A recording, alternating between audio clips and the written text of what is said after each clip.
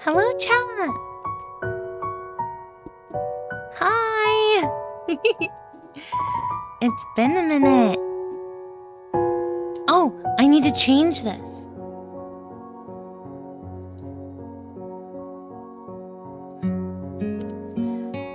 Oh, I think we're just at 100, but hello, Nimby. Also, hello, Chaos. Baby, can you send me how much we have updated for the weekly?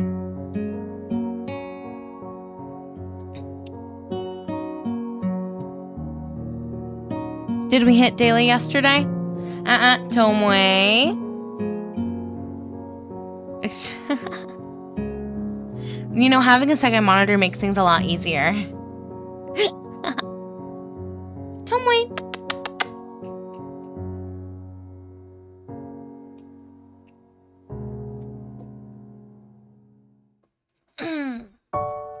You're heavy. Even if you're not fat, you're heavy.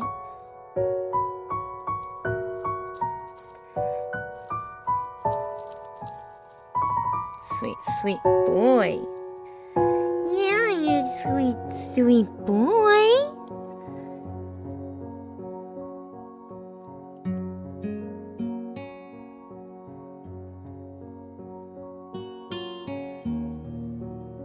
Yeah, you sweet boy. Yes, sir. Yes, sir. How are you guys?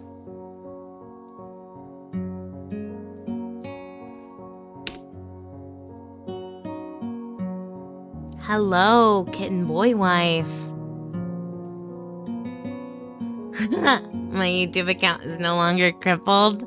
I can't see the we're streaming on TikTok.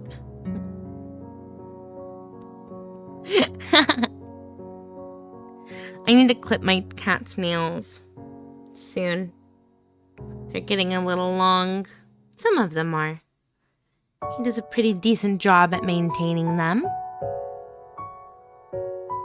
I think I'm actually just gonna pull up last night's stream and go off of that.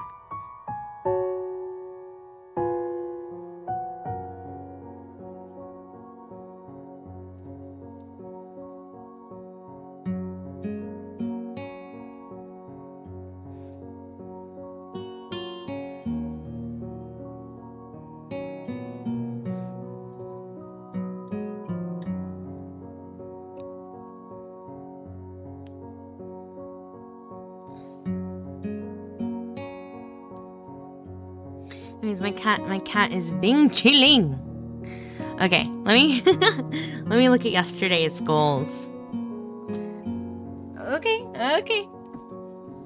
What a loser. He left me. Anyways.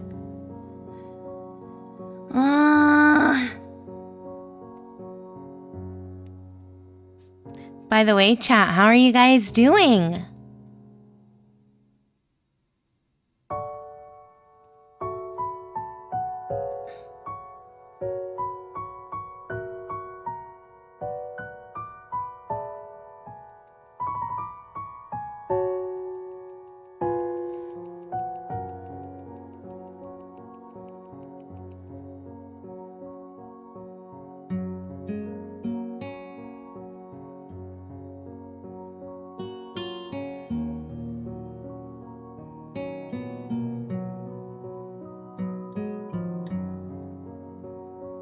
Okay, chat.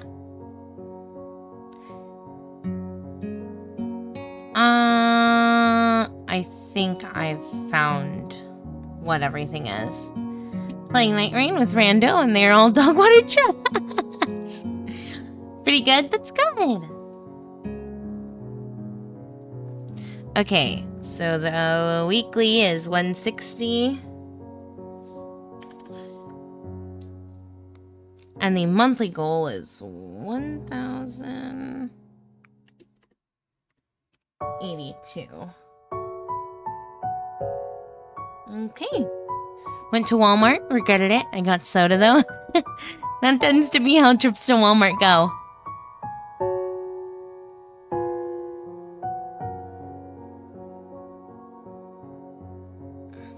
Okay. We are going to load. Oh, I gotta do talking. And voice acting.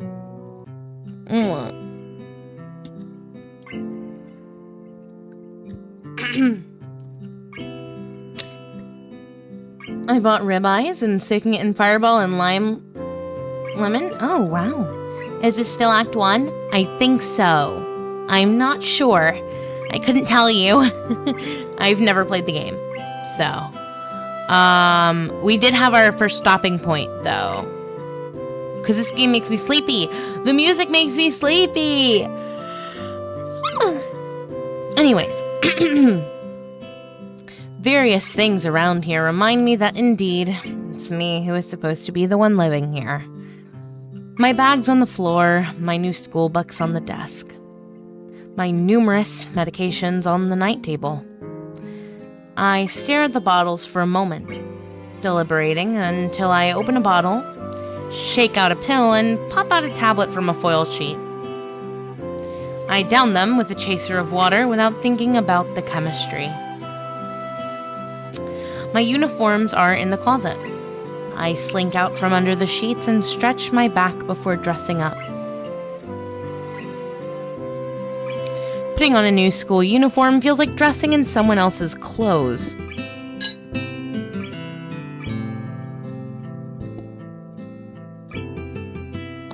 The artificial smell of generic detergent invades my nose, but the feeling of fresh cloth against my back is a good one. A natural one.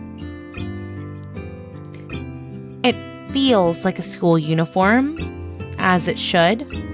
It's not much different from what I used to wear before. That goes for other things, too. So far, this place seems more or less like a normal school. Except for the people. I think back to my talk with Kenji yesterday. Misha's constant laughter and Shizune's sweeping sign language gestures. Well, I've only met 3 students so far. Maybe they aren't that normal, but I'm sure others are. Or perhaps people like them are what passes for normal around here? Yeah. What does pass for normal around here? What do people do? I didn't see a lot of kids hanging around after classes yesterday, so maybe there are clubs. If so, I wonder if I should join one.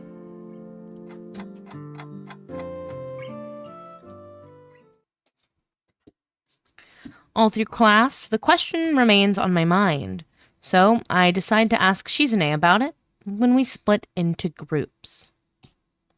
After all, she did say if I had anything I wanted to know, I should ask her.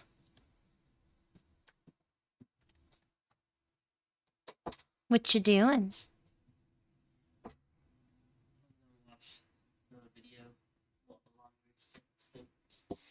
Here? In here? Oh, are you grabbing the kitten? Yeah. You're stealing the child from me? I don't want him to just get out in the middle while we're just streaming and wander around and we lose him. So, not lose him, but like, you know. Can't lose him in this room. I'm just, again, I just want him to like off the bat or something. He's smart. No, he's not. Yes, he is. Yesterday, when he tried jumping off of the desk, there were boxes down here.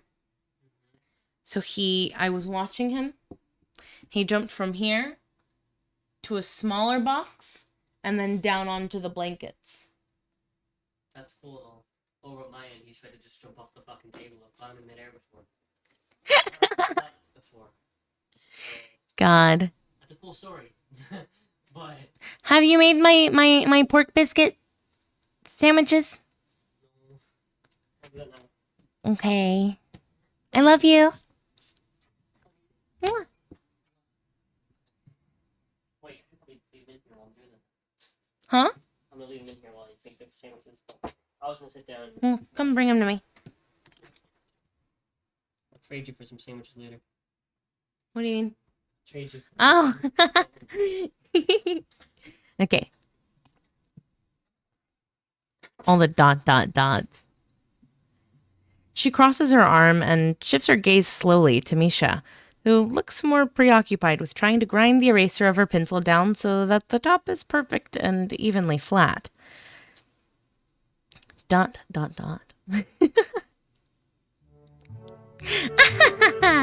Sorry, Shi-chan. Is there something you wanted from me? Oh, I see. That's a good question, Hee-chan. My first thought is that means she doesn't know, which is worrying. Maybe I'm being too negative. Well, anyway, Misha, please don't prove me right. Oh, that's right. Everyone is encouraged to join a club. A lot of people do so because there isn't really anything else to do. There are also school events, like the festival, coming up in a few days. Almost every student in the school tends to help out with it, doing whatever. So, you actually transferred in a busy time. Maybe you can help out too? My cat is licking me for some reason. She's planning to eat my body, I think. That's okay. All cats do.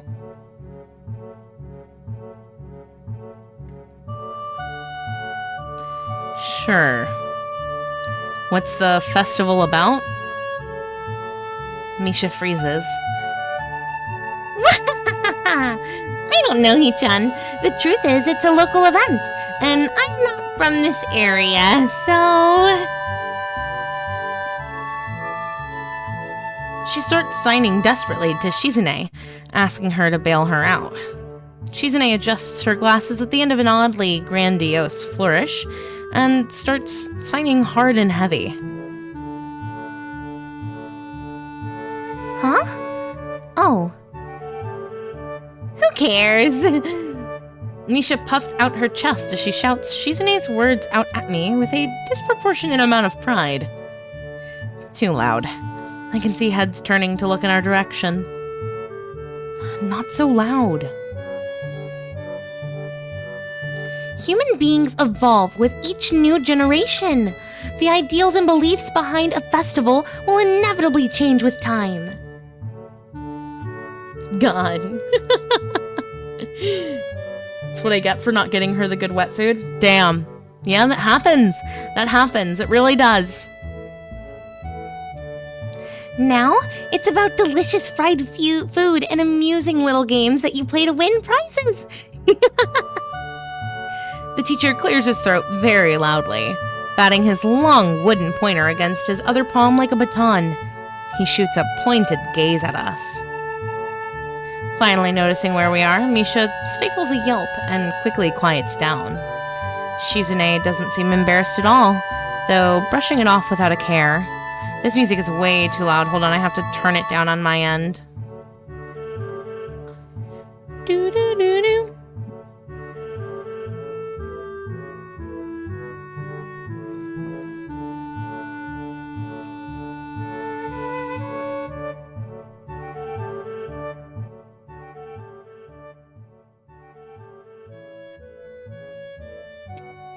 It was like at 100% for me. Gosh.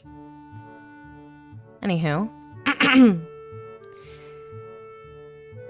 We are in the middle of class and should start working. That's right, Shi-chan. What? That's right. Hee-chan, are you asking because you're interested in joining a club? It could have been my eyes playing tricks on me, but I think I saw a suspicious glance exchanged between them. Misha's tone has also changed, although it does that every other word anyway. Yeah, I was thinking about it. Misha and Shizune look at each other again. I'm about to ask what they have in mind when something dark flutters in my peripheral vision, catching my attention.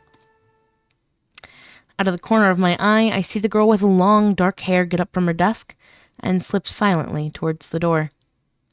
It doesn't seem like she was working in any group, and no one seems to notice her but me. I glance at the teacher, who's also looking at the dark-haired girl go. Oh, shit. Why doesn't he say anything?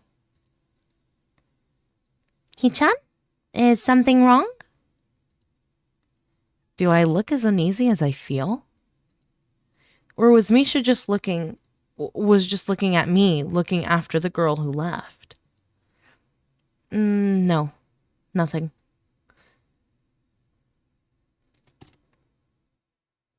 The shy possibly tsundere, maybe best girl? LMAO. Okay, well, like we were asking you, you don't have any plans for lunch today, do you?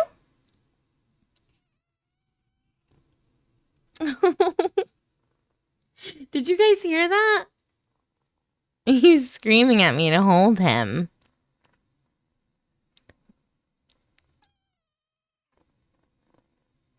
Oh, I wish you guys could hear him.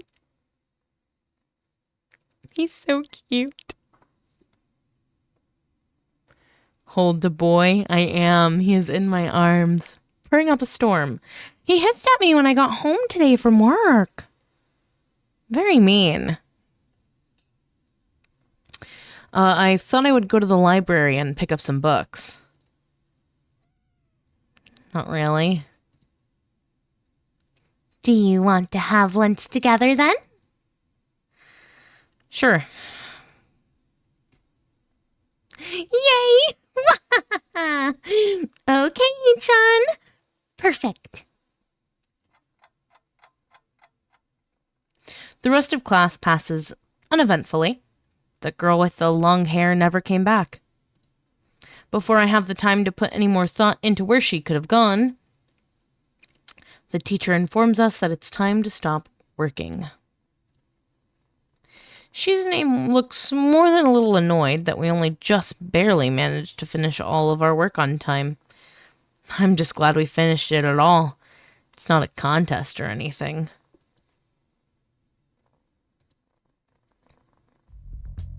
Yes, it is, Hichan. Impossible. Really? Really.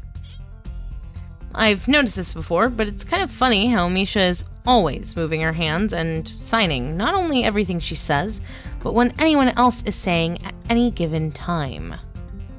Obviously, it must be so Shizune can understand it. Her eyes dart back and forth between Misha's hands and me. I don't know who I'm supposed to be looking at. I'm talking to Misha, but that might be wrong. Maybe I should face Shizune.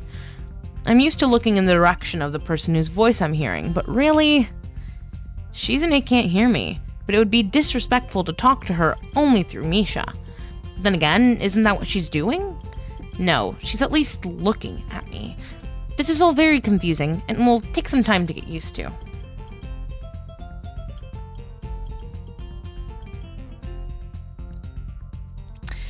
It's not a contest, because contests are competition over a prize.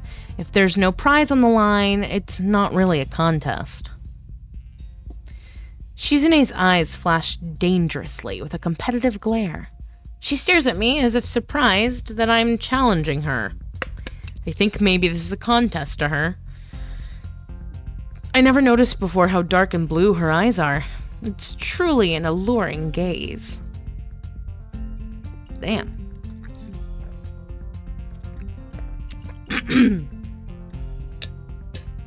You're just staring into my soul, buddy.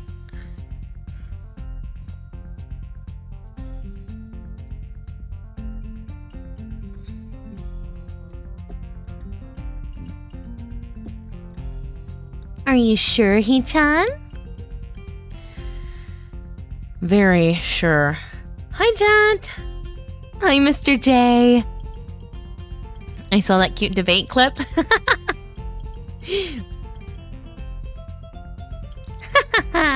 You're wrong, Hichan, because I don't want to be the slowest one in the class. Therefore, what's on the line is my confidence in my abilities, and the prize is the satisfaction of proving them. Wahahaha! Shizune pushes her glasses up the bridge of her nose in a very matter-of-fact way. I'd argue more, but the bell rings and she quickly gets up and picks up her bag, looking at me expectantly. I had almost forgotten that I was supposed to have lunch with them. Where do you want to eat? The cafeteria? That's so plain. Okay, let's go. I'll be back later. Okay, TJ. Plain? Well, I guess. At my old school, I like to eat outside, near the back of the building. It was a good spot, but I didn't find it until near the end of my freshman year. I wonder if there's a similar place to eat here. Misha seems to imply as much. Shizune and Misha pull me towards the cafeteria, which is surprisingly not packed. Maybe some students favor eating in classroom or outdoors. I saw some of my classmates had boxed lunches. After we finish eating, Misha picks up where we left off earlier. So, Hee-chan, you wanted to know about clubs and stuff, right? Right? Right, Shi-chan? Okay, I guess it makes sense to ask first. Exchanging little nods of confirmation, they turn to face me again, and Misha straightens her posture as if she's about to deliver a speech. Hee-chan, do you have anything you're really interested in? I used to play soccer, but I'm not really into it. I don't follow the teams and players or anything like that. As of late, I usually just read a lot. There is a book club, right, Shi-chan? Right, but it seems like they have all the members they can possibly have right now. Sorry, Hee-chan, it's a really popular club. Okay, but more to the point. Hee-chan, does this mean that you don't have anything already in mind? Not really.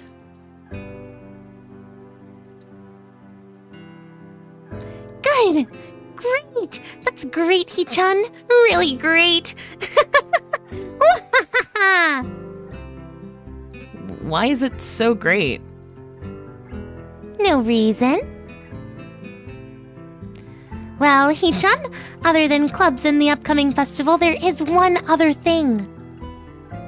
Student Council! I see. This is a classic visual novel for sure.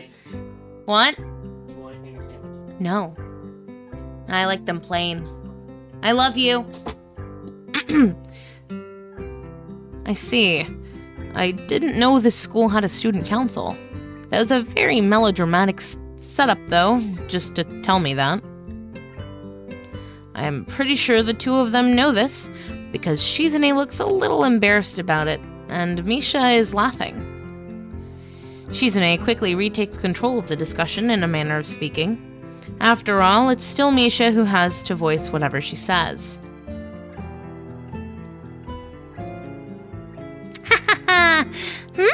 Right. Hee-chan, maybe you should join the student council. They could use more people. Yes, definitely. You should definitely join. Why? Well, for one, we could hang out every day, Hee-chan. Shi-chan and I are both in the student council. Actually, Shi-chan is the president. I'm starting to get the suspicion that Shizune and Misha might not exactly be the most unbiased people to talk about this with. As if reading my mind, Shizune quickly adjusts her glasses and signs something to Misha.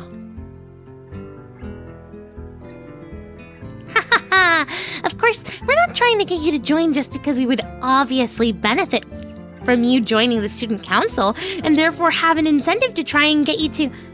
So you're admitting that...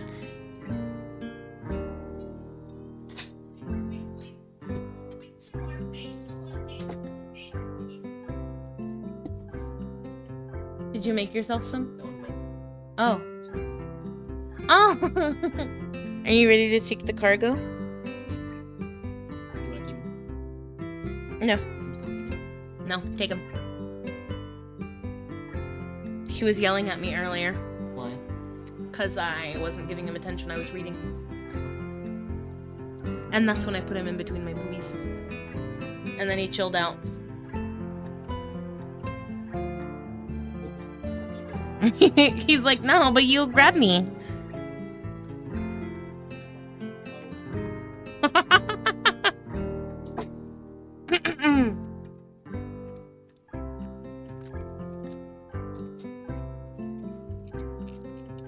Quack. Hi, Acumen.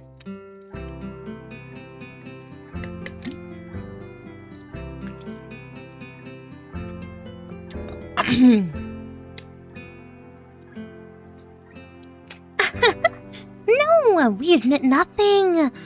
I mean, Hee-chan, of course it would be nice if you joined, and we'd appreciate it.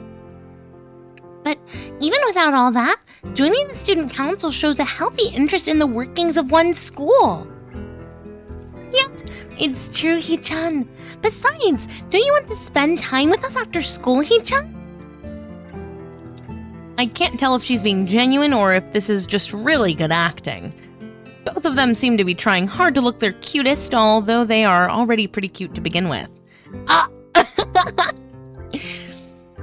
Well...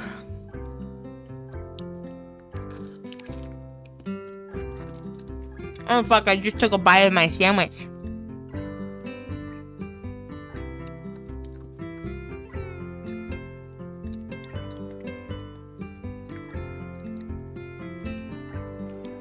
So it's settled then. Welcome to the student council, Hee-chan. What? No. No! Aww. Please, Hee-chan. Of course it wouldn't go so easily.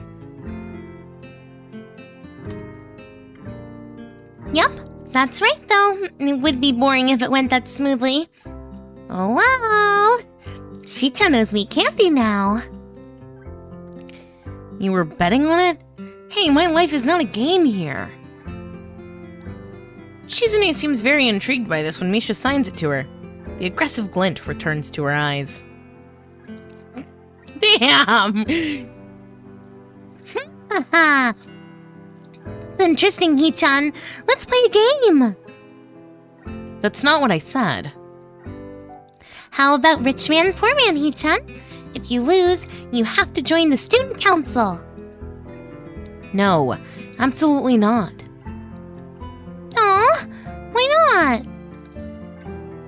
Well, because you two both have the same incentive and therefore the same goal, which is to get me to join the student council, right? Yep. Yeah, that isn't my goal. But what this means is that both of you can team up and I'll be at a clear disadvantage, so I'll have to decline.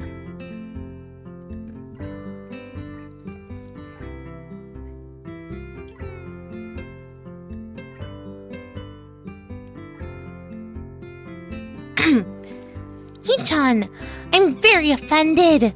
Are you saying you don't trust us and that we would pull something so disingenuous? That makes me sad. Sorry?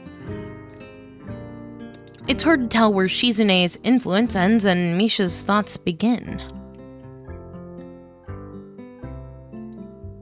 In order to atone for hurting a young girl's feelings, you should definitely join the student council.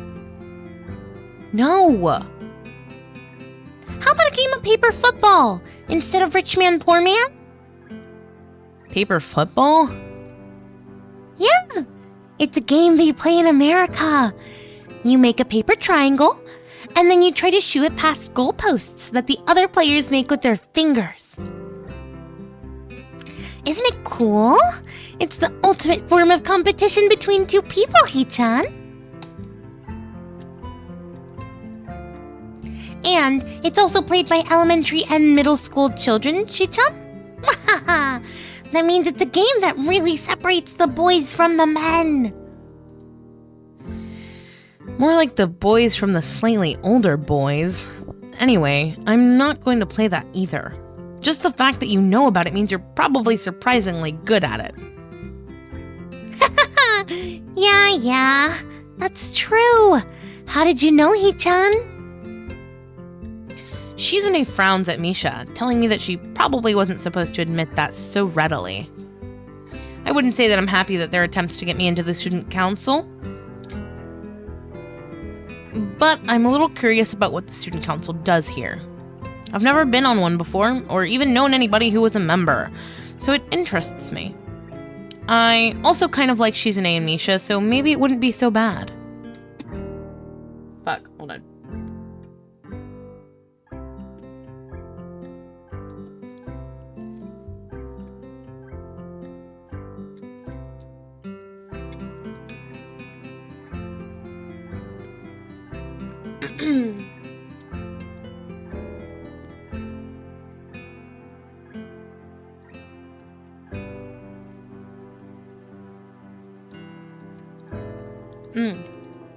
I had the goals wrong.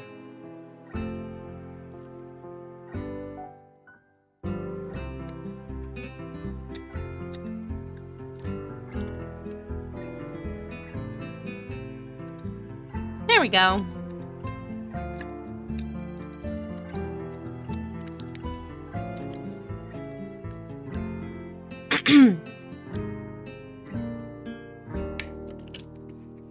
Okay, Hee-chan. How about Risk? A game of world domination. I don't know what that is. It's really fun, Hee-chan. You fight for control of the world with armies and everything. Sounds like Shizune would be good at it. If you want to play, we can after school. Really, Shi-chan? We can play just for fun, Hee-chan. Shi-chan hasn't played in a long time, so if you want to, there are no strings attached. Well, okay. Okay. Perfect. We'll see you after school in the student council room then. I didn't realize Hee-chan was at the end of the sentence, so I'm not going to say it because then it's going to sound weird. Wait. Why there? Hi, Lord Peace. Because that's where we keep the game, silly. I grimace to tell them how much I do not like this, but it's more for show than anything. Where's my happy birthday song? Is it your birthday today? Alex, is it your birthday? So in the end, I agree, but only after getting Shizune to acknowledge that I don't mean anything concrete, just by accepting to take a look around and play a game with her. Lunch ends, and we go back to class. Oh, it's the girl! It was the girl. Yes? Oh my god! Okay, hold on. Let me finish chewing and I'll sing you happy birthday.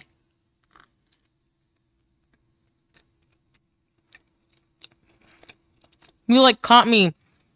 I was eating my sandwich.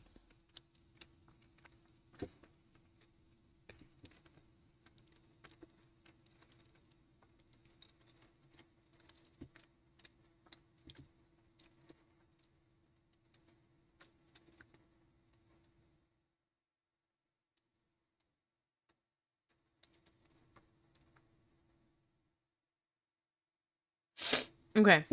Queen Channel, if you want to find them, just ask Rosa where she is. LMAO! Do you want me to sing it horribly? Oh, fuck. Hi, No-Go. Okay. You get my country accent with it as well.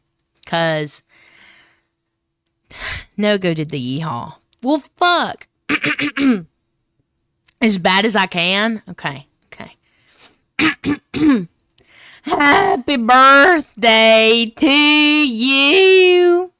Happy birthday to you. Happy birthday, dear Alex.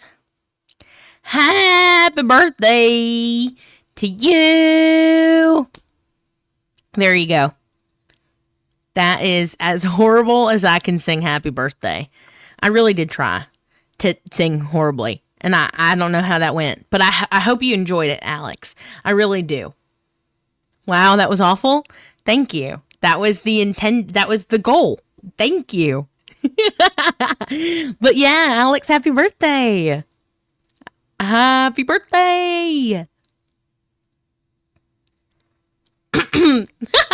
That may or may not hurt my voice a little bit. Oh, damn it. That means I gotta read all this fucking, oh my god. I gotta read all this shit with a country accent.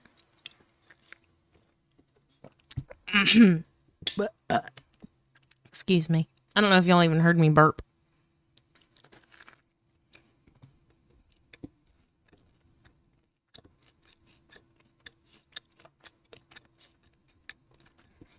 Pop, pop, pop, pop, pop, pop, pop.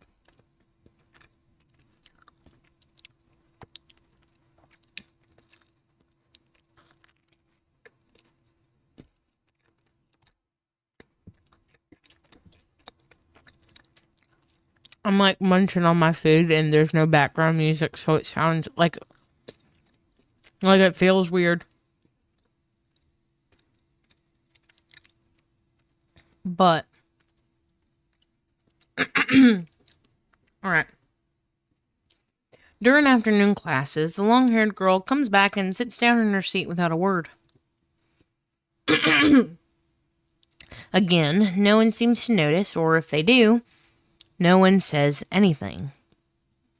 I want to ask Misha about it, but I don't want to be nosy. Fuck. I can't do these voices while I have my fucking country accent out.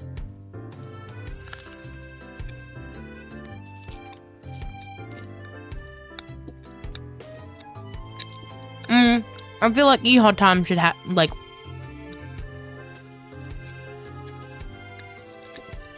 should give me a cowboy hat.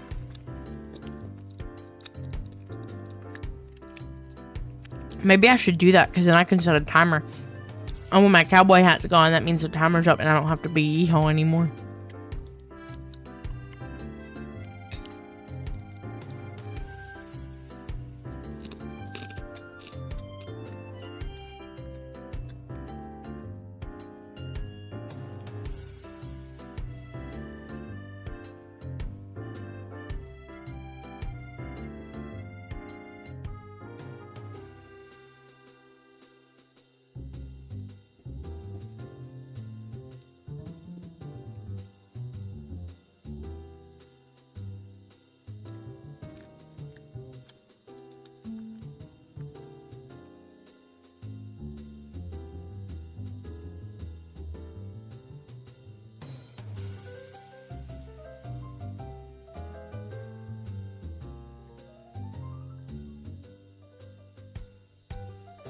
Wow! Oh shit. Jurabat. Star Tracker. No go. Well shit, thank you.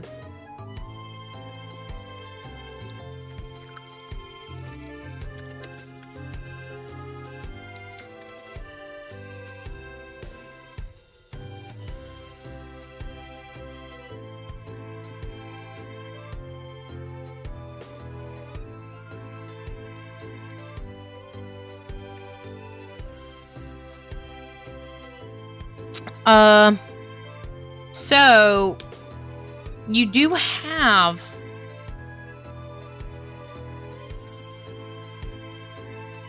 let's see.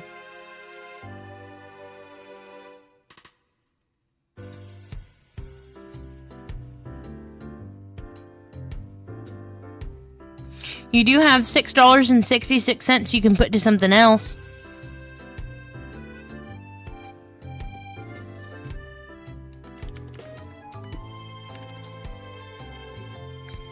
If you would like to. Hey, thank you for the follow! Oh, thank you for the follow. I'm sorry I can't see exactly who you are right now, but I'll get to you in a second.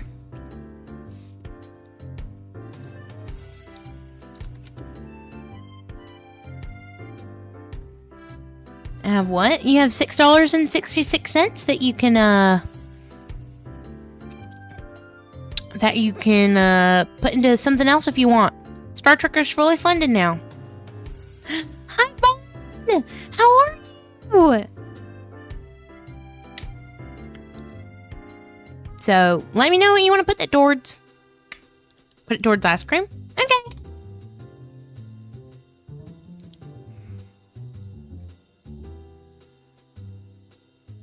I still have that on there? I do. There's $6.66.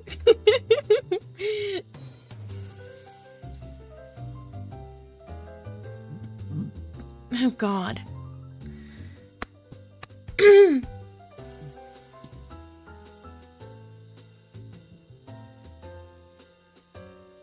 By the way, I'm under 200 pounds. Hell yeah! Oh my god! That's amazing! Okay. It's been a while. It has. How are you doing? I'm married now, by the way. I didn't even know this channel existed until today. That's fair. I stream with my wife. I merged channels with her. So yeah, I'm married.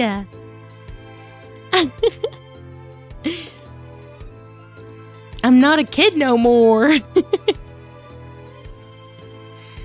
I turned 21 last month. I can drink now. No longer a baby, yeah.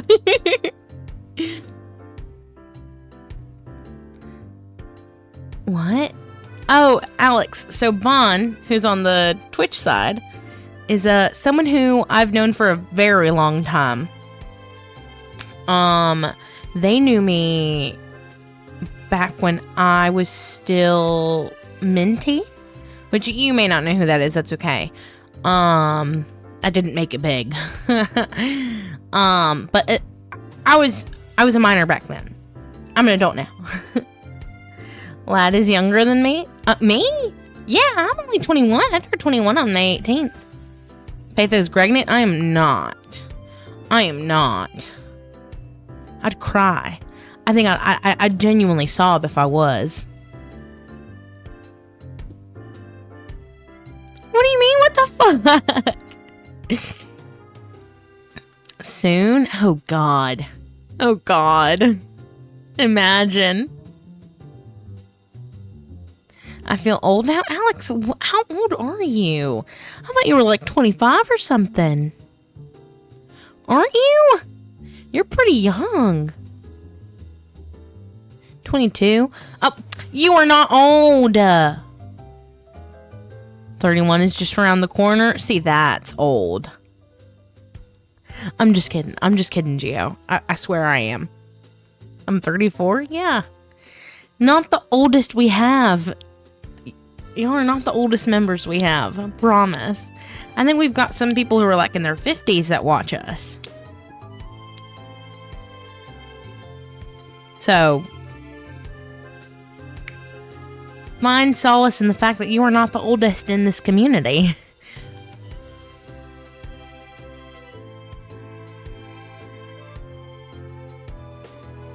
I'm not the oldest, yeah, but older than the one I'm watching. Think of it as babysitting. What do you want about? Except you're not getting paid.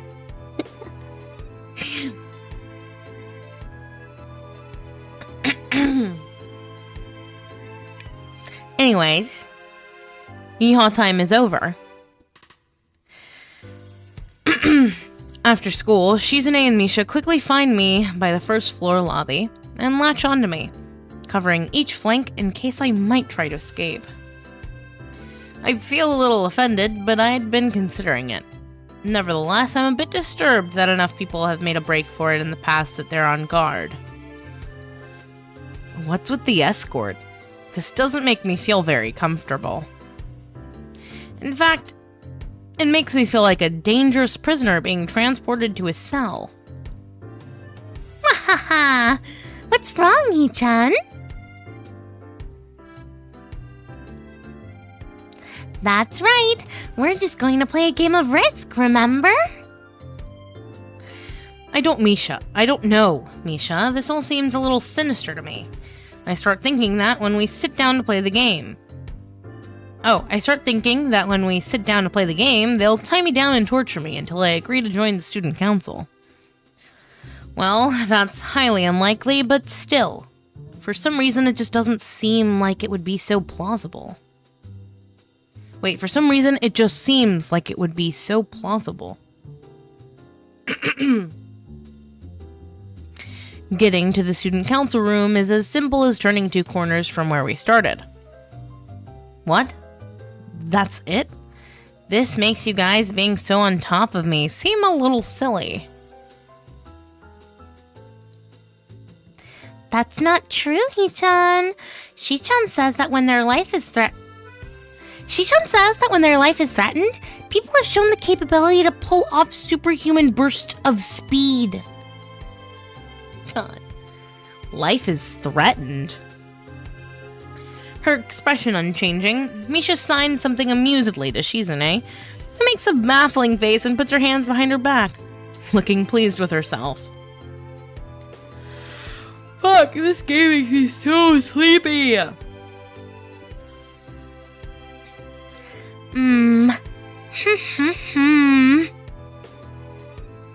Misha feigns deafness and hums cheerily. Stop that, I know you heard me. You have no excuse, unlike Shizune. Shizune opens the door to the student council room. It's a very plain, sparsely decorated room, although it's quite large, maybe even a little larger than a classroom. There's a big table in the center, surrounded by chairs, and a smaller desk prominently placed in the back, that I assume is Shizune's. There are a few regular desks, and chairs stacked to one side as well. Extras, perhaps? Aside from the tables and chairs, the room doesn't have much else to offer. Just a couple of filing cabinets and bookshelves stacked with old-school records and documents. Not much else. In fact, nothing else.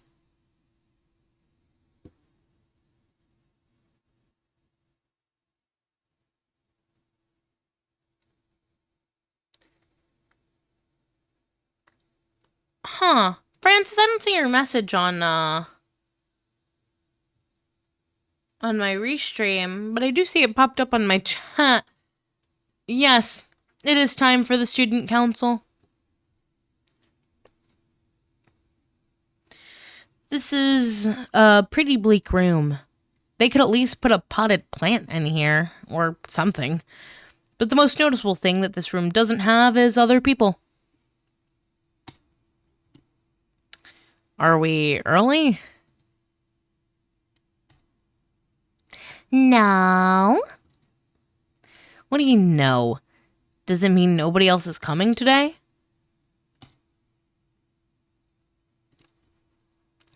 Yeah, that's right. Before we manage to ask why that's the case, Chizune claps her hands together very energetically.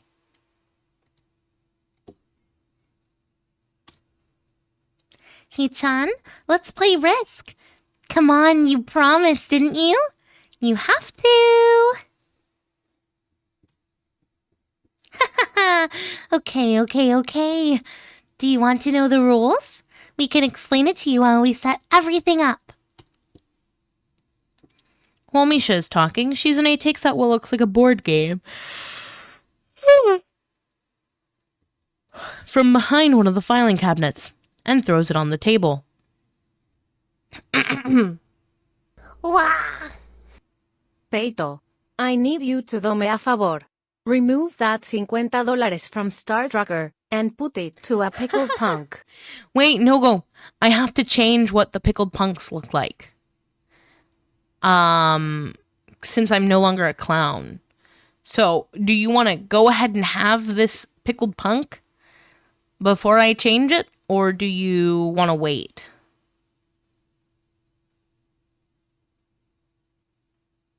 Still do it? Okay. Okay, I'll do that.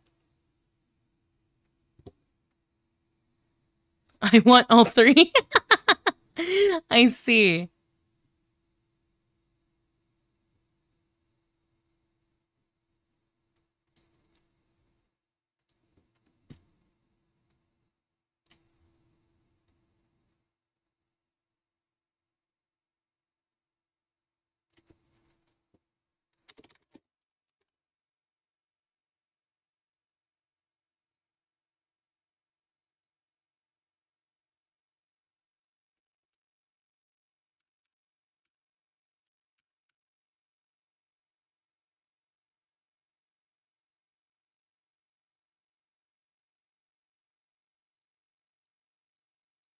I'm assuming the 5 you just sent goes to Star Trucker? I'll send 50 when you make the new thing? Okay.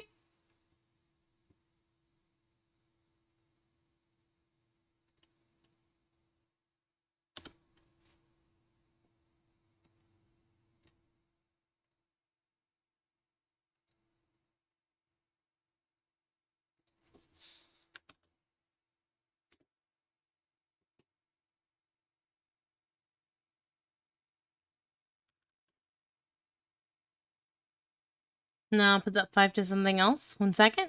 Okay. Actually, this looks kind of interesting. After Misha spends a little too long for her liking running through the basics with a somewhat vague and confusing tutorial, Chizune cuts in and declares the game has started with a decisive motion, slicing her arm through the air. Shizune's aggressiveness is rubbing off onto me. Fuck. I start feeling more competitive than I intended to be when I agreed to this. $5 to bark for us? What? Man.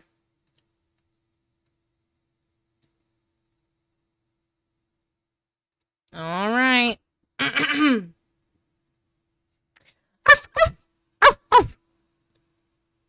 There you go.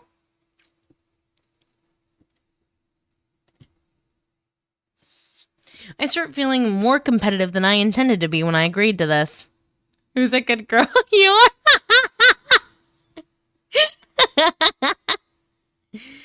Oh my god. I wish I had a toggle for the tail so you could see it like wagging. That'd be funny.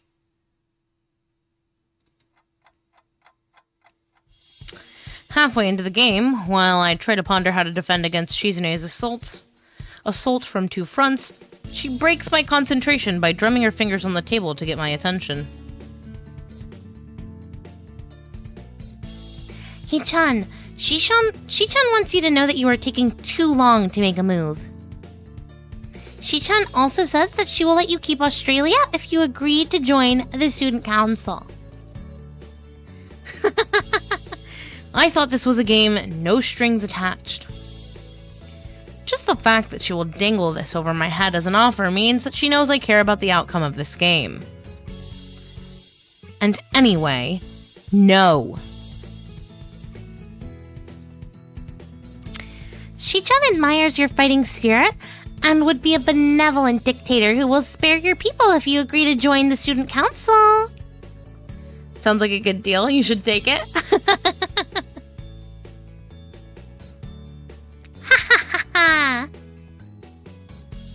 You're so competitive, Shizune. She seems to take this as a compliment. I would expect the student council president to be a little more magnanimous. Magnanimous? She doesn't seem to know what the word means or how it's signed, so she pulls out a piece of paper and writes it for Shizune, who in return writes it back to Misha.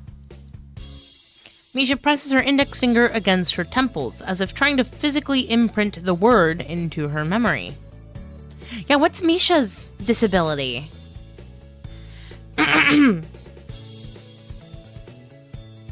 Suddenly, Shizune bursts into a flurry of gestures. Misha looks daunted by the pace of her heated signing. Wait. Please slow down, Hichan. Hichan, Shichen says you're going to lose. Tell her I will crush her world empire with my rebellion. Ah, okay. Those eyes of hers shine with childlike mischief. Oh my god, I just realized her fucking face changed. Oh, that's beautiful. She says you have no chance if you keep playing like this.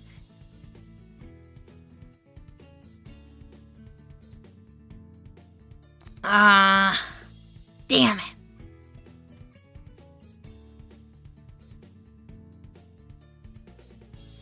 there are a lot of poor taste answers to that question. LMAO. Sorry.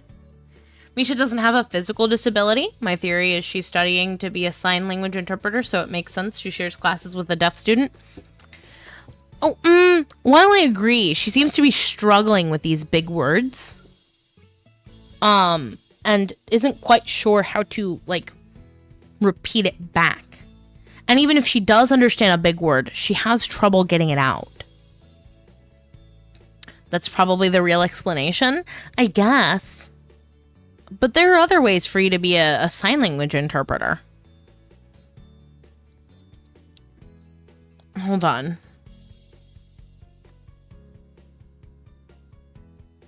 Other people have looked this up. I am not the only one.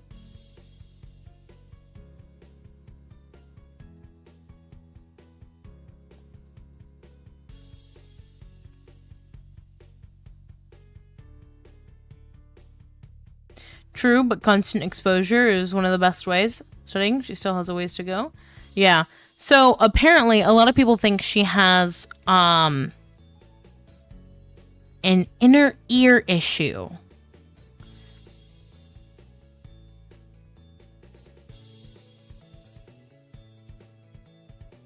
However, yeah, a lot of people think that it's that she wants to be a professional sign language interpreter.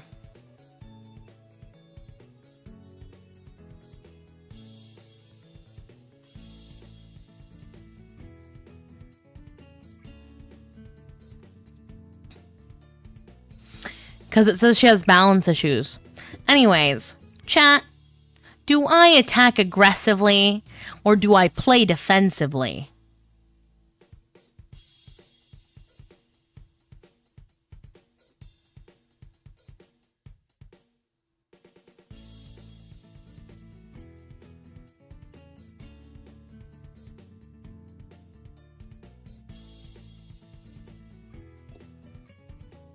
Depends on if you want Shizune to like you.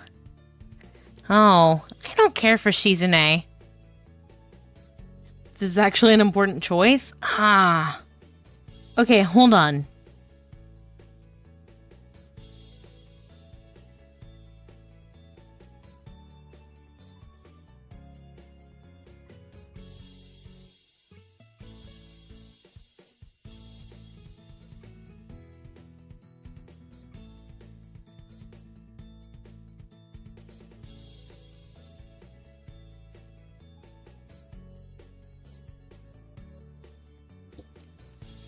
Yeah, I don't...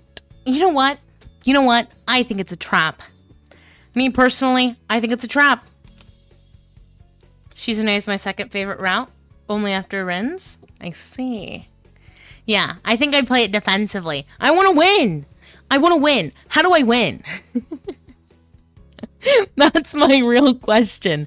How do I win?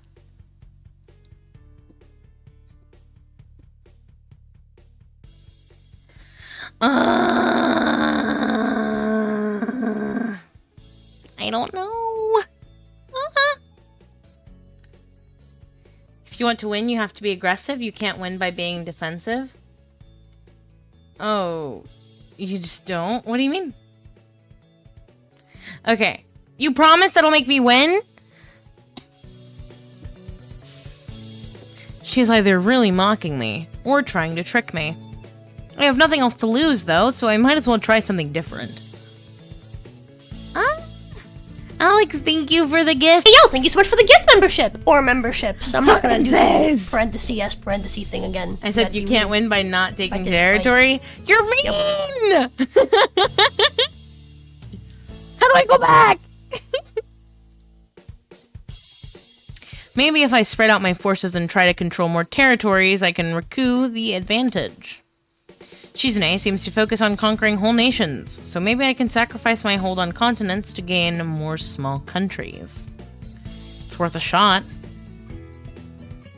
I said you can't win. Oh, wait, gotta reload, but this is the best chance you have of winning? Damn. Wait, what if I send 3 different memberships? Will it send 3 different notifications? Yes, I believe it will. A few turns later, I end up losing the game anyway. Damn it! Shizune adjusts her glasses victoriously and allows herself to tentatively pump a fist in the air in celebration.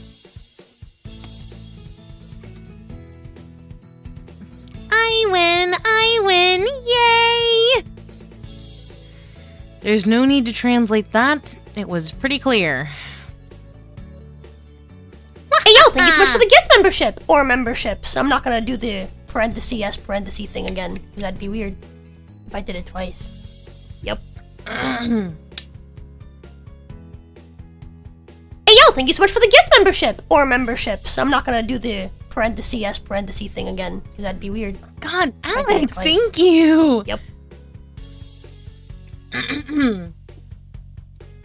If any of you received a gifted membership, please make sure to thank Hey, yo, Alex. thank you so much for the gift membership. Alex. Or memberships. I'm not gonna do the parenthesis S parenthesis thing again, because that'd be weird if I did it twice. Yep. Not fast enough? You're not doing it fast enough! Oh god, I have to... Oh, that's as high as they go. Okay. Well, I'll do it as high as I can for myself. Filters.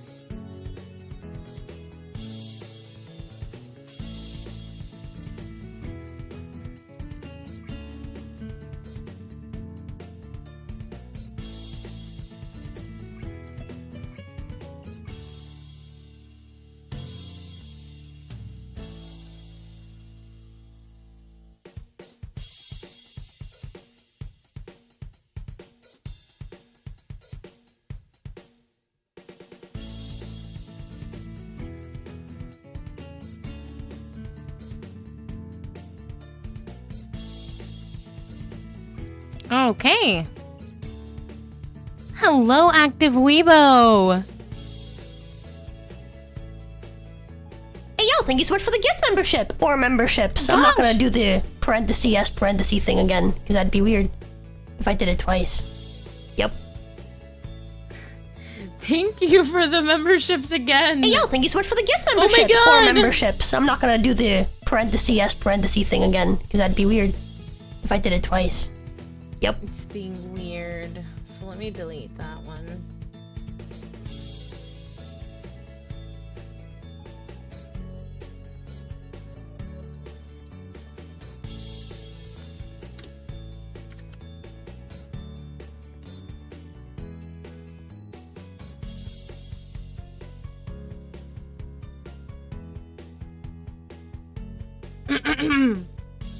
Alex has been busy, yeah. Bully her with money? LMAO.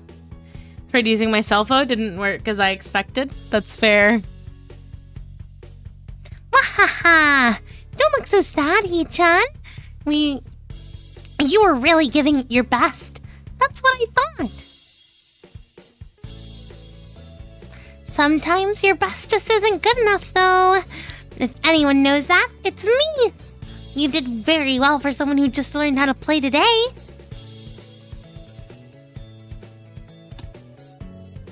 Hee-chan, you attacked Iceland and North America at the same time. It's a very daring move. Hee-chan is impressed. The mark of great people is that they are daring and that they can follow through. You're already halfway there. Isn't that great, Hee-chan? That isn't Hey, yo, enough, thank you for though. the community gift sub. Whoa. Parenthesis S close parenthesis. Acumen, thank you for the gifted subs.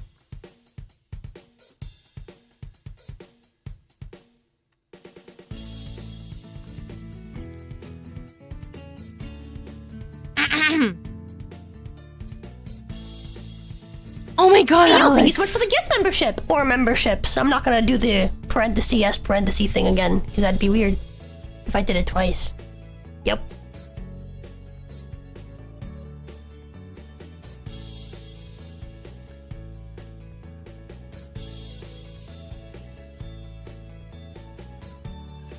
Holy shit. You got mayonnaise!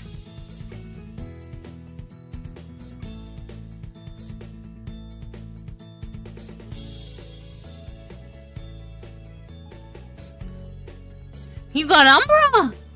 Holy!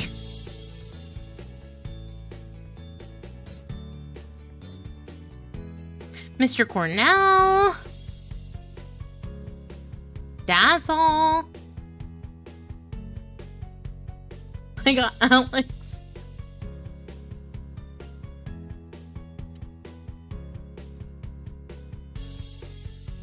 Oh, you got Car! Sky?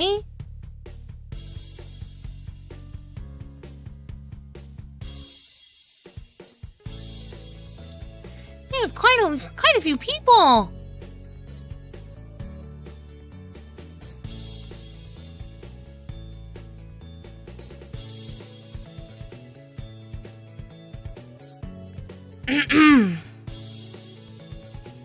That isn't enough, though. Just potential isn't enough. There's no point to potential if you don't take the first step, and there's no point to that if you don't keep going. I want to see more. Bro hit everyone. LMAO. You're right, Shi-chan, but that's so demanding. No, Alex. It's okay. Alex, it's okay. It is okay.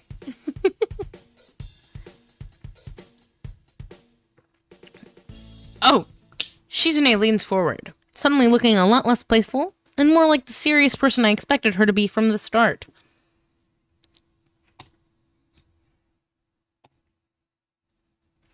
Hi-chan, would you like to join the student council?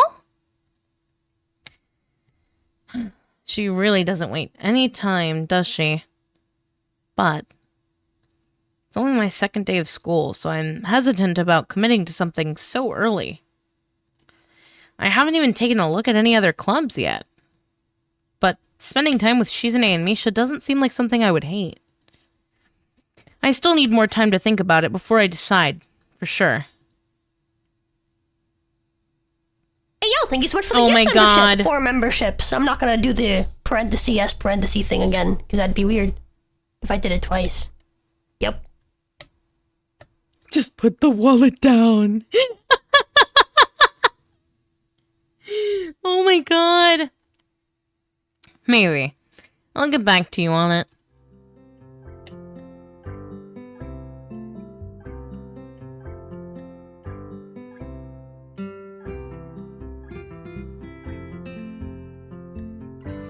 Okay, Hi-chan, but I hope you're not just saying that so we don't feel bad.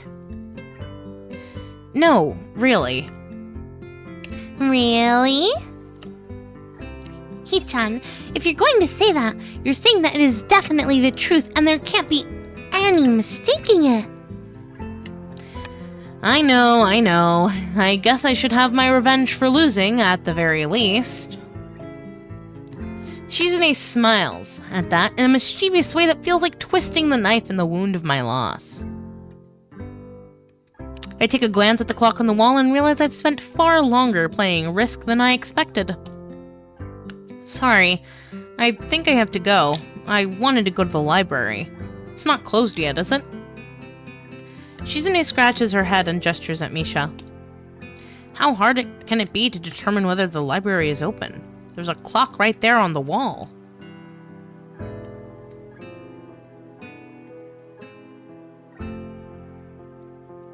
Yeah, Chaos on YouTube you cannot gift to a specific person. Also, if you should look at your chat settings, because it'll tell you whether or not you have gifting available to you.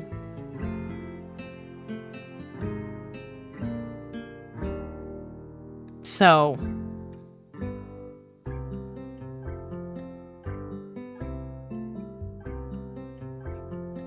I would definitely check that.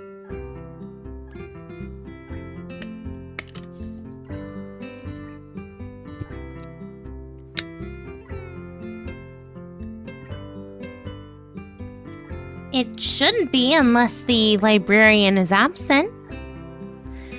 I think you're right, Shi-chan. We think the library is open. It's on the second floor. Can't miss it. Do you want us to show you where it is? No, thanks. It's okay. See you tomorrow.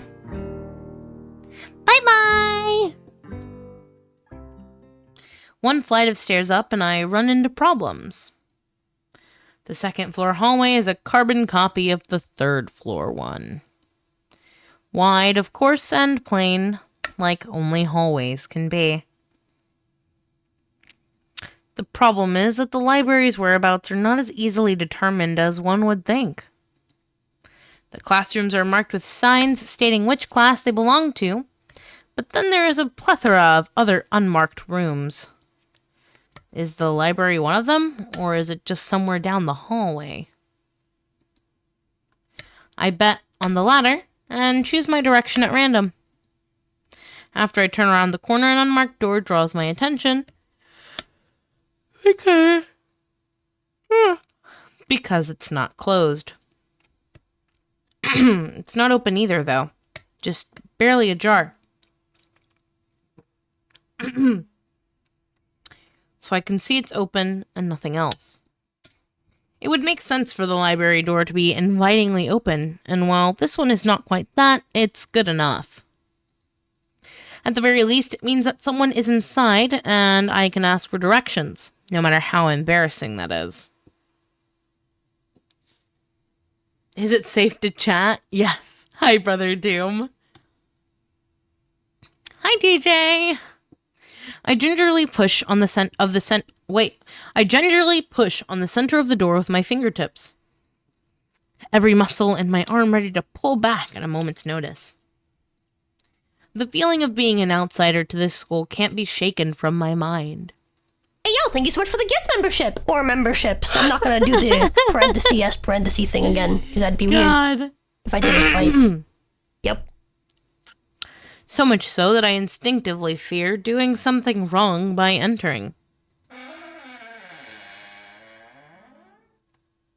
The door slowly creaks, as if groaning from a deep sleep, though is much easier to open than I had anticipated.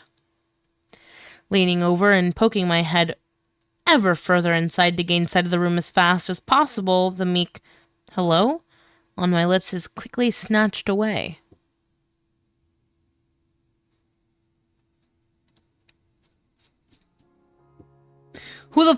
Who is this? I'm getting whacked.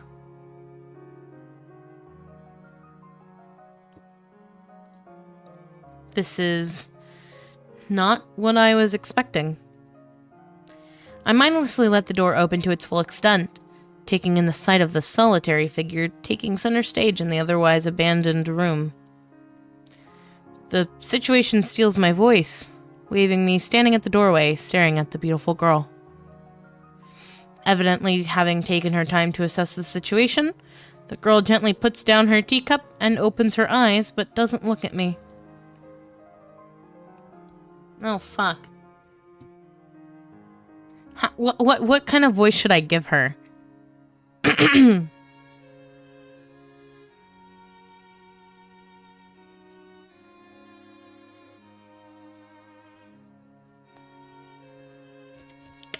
I kind of want to give her a British accent.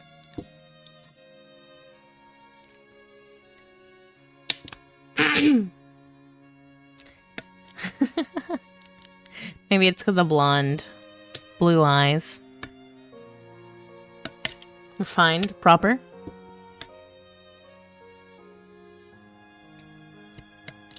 Oh, God. I'm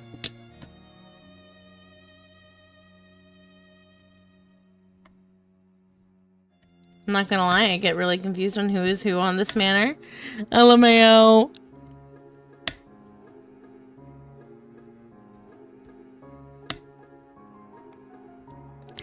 Oh, I don't like testing out voices on stream. I hadn't even thought of what all I would do for the voices yet.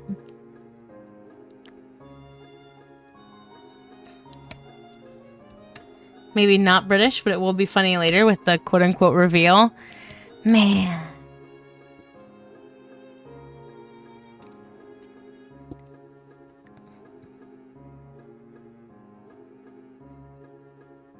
I know you and red-haired one. The white-haired one is Ginny. But you can still call her Rosa, that's fine. She doesn't mind. They're all the same person anyways.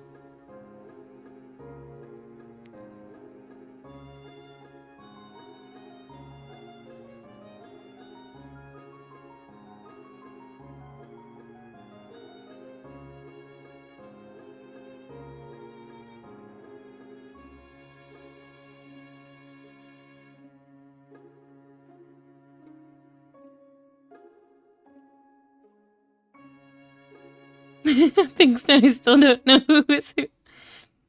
She was more... Wait, what? She wears more skin faces than the faceless men of Bravos? LMAO.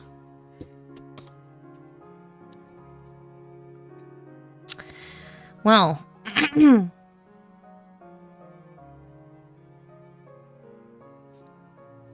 Damn. I guess. Huh.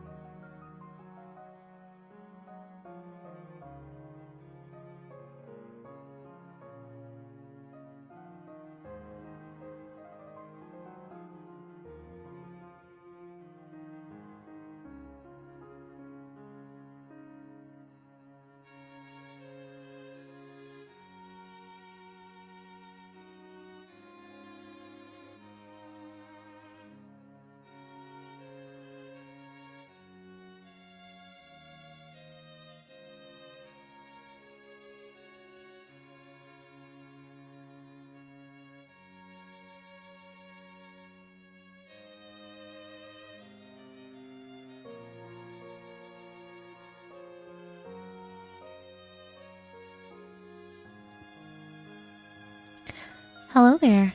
May I help you? Staring directly in front of herself, the movement of her lips seemed to break the silence rather than the words. However, it's the soft, measured voice that reminds me she's a being separate from the room itself. Not only is she likely the tallest girl I've ever laid eyes on, but even among the foreigners I've met, she's strikingly distinct. Hi. Sorry for intruding, I was just kind of lost. She takes a moment to formulate a response before speaking. Every action she takes feels as if it's carefully choreographed beforehand. Care to take a seat? Unexpected, considering that I'm intruding upon her. Thanks. I slowly step towards another seat opposite her, the girl resting the teacup and saucer on the wooden table in between. Tall? How tall? Why do I have more money since I ended the relationship with my ex? That is a very good question. The way she doesn't track my movements with her head is telling. That, and the slight cloudiness to her eyes, means she must be at least partially blind. Like Kenji. Come to think of it, her voice doesn't have any detectable accent either. I guess she might be half Japanese. As I take my seat, her composure takes me slightly off guard. Her air of relaxed confidence makes the silence entirely comfortable. The calming atmosphere is so very different from the student council office. I take it you're a new student to Yamaku? Yeah. I just transferred in yesterday. I get the distinct feeling my speech patterns don't match the formality of hers, accentuated by her restrained bow of greeting. One which I hasten to match before realizing the futility of the action. I'm Lily Sato. Pleased to meet you. Hisao Nakai. She gives a nod before gesturing roughly in the direction of her teacup. Would you care for a drink? Sure. As much as it pains me, I can't keep step with her formality in the proceedings. She gives a kind nod, taking the request in stride. Ah! What is 171 centimeters in feet? Hey, Google. What is 171 centimeters in feet?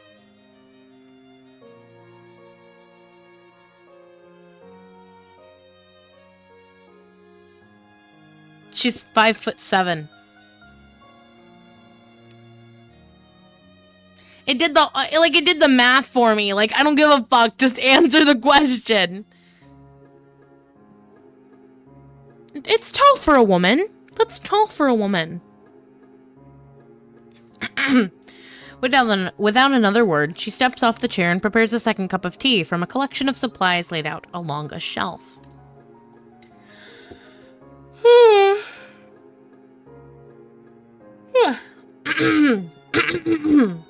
A brush here, a brush there, her left hand often lightly touching the side of whichever container she's pouring into. It seems to be a process she's followed dozens of times before. As I lean sideways to see around her back, she seems to use her long, dainty finger to measure the right amount of water in the cup. It's one thing to see the different disabilities the students in my class have, but it's quite another to see how everyone else seems to adapt. Shizune and Misha have no problem working together to communicate to me, and Lily herself seems to have workarounds for problems I'd never thought of.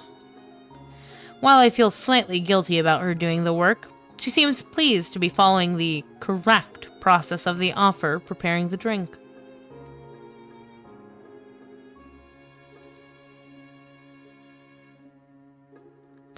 So, her soft voice brings me out of my silent observance. which room were you looking for? It's not often this classroom is visited after school. The school library.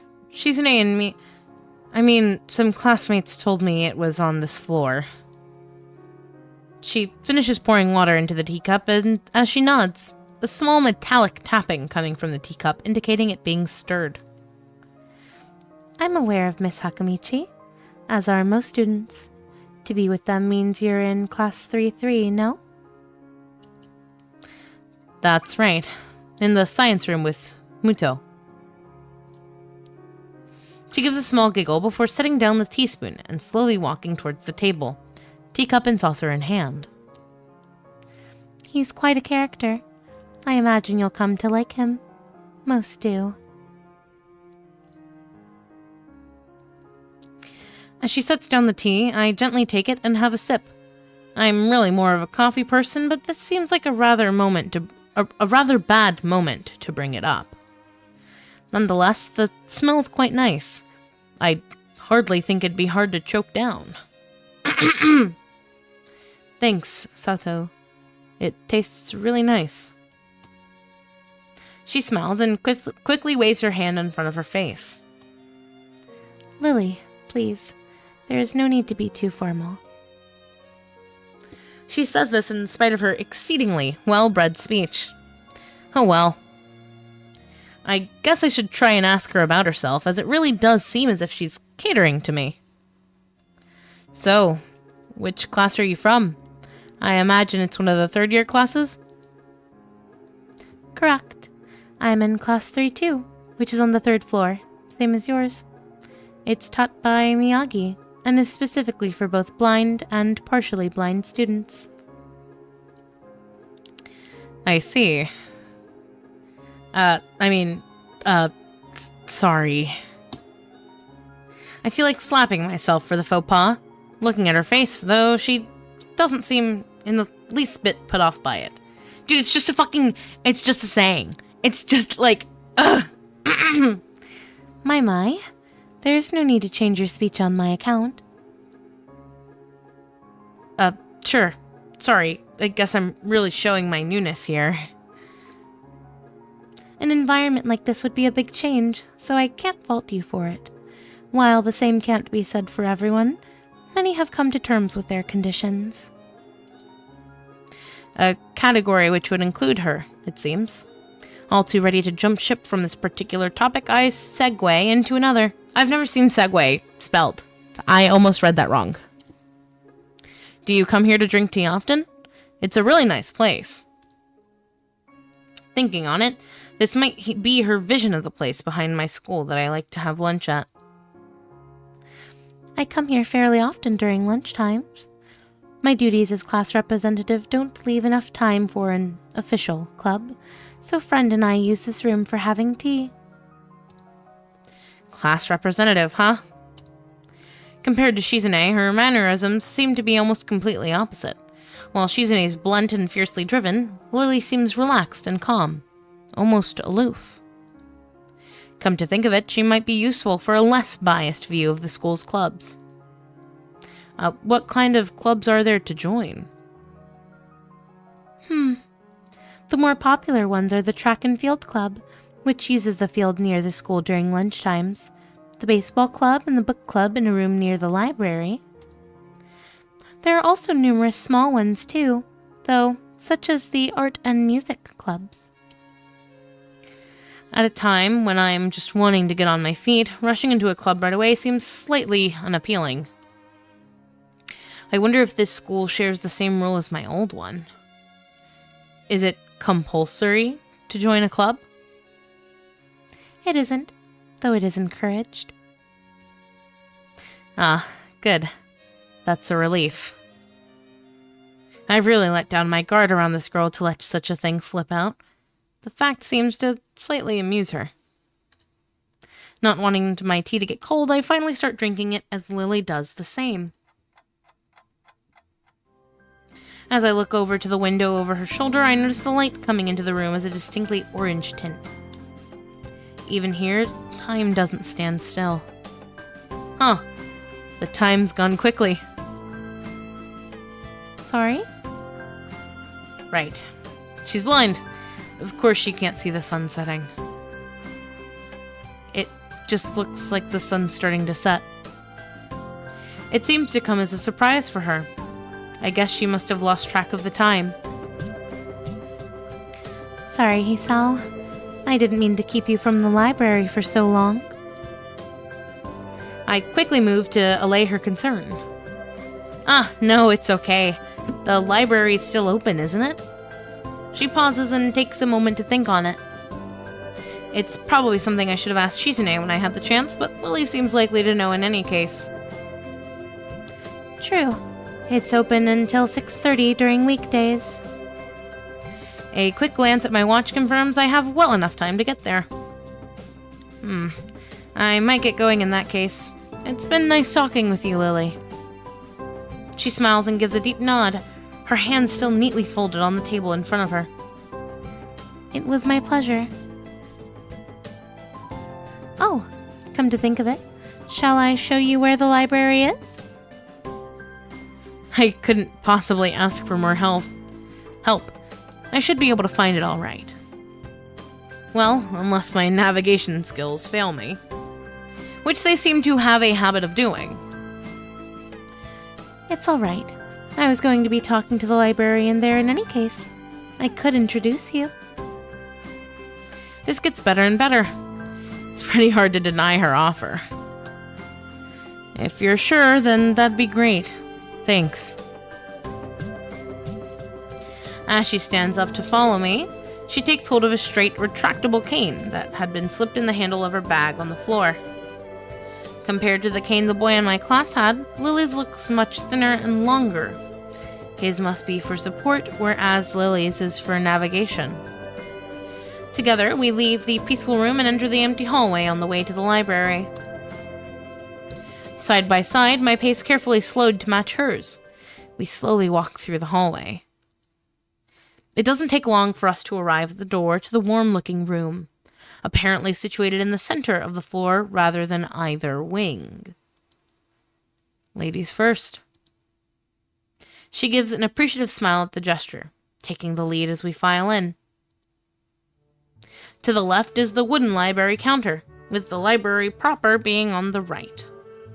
It easily dwarfs my old school's library, with a distinct smell of old books giving the place an almost old-world air. There don't seem to be a lot of students here. Considering the time, it isn't a big surprise. Everyone's probably either in the school grounds or the dorms. Yuko, are you here? She says it to thin air, since the librarian doesn't seem to be present, and of course, Lily can't see this. What's unexpected is that it draws a reaction.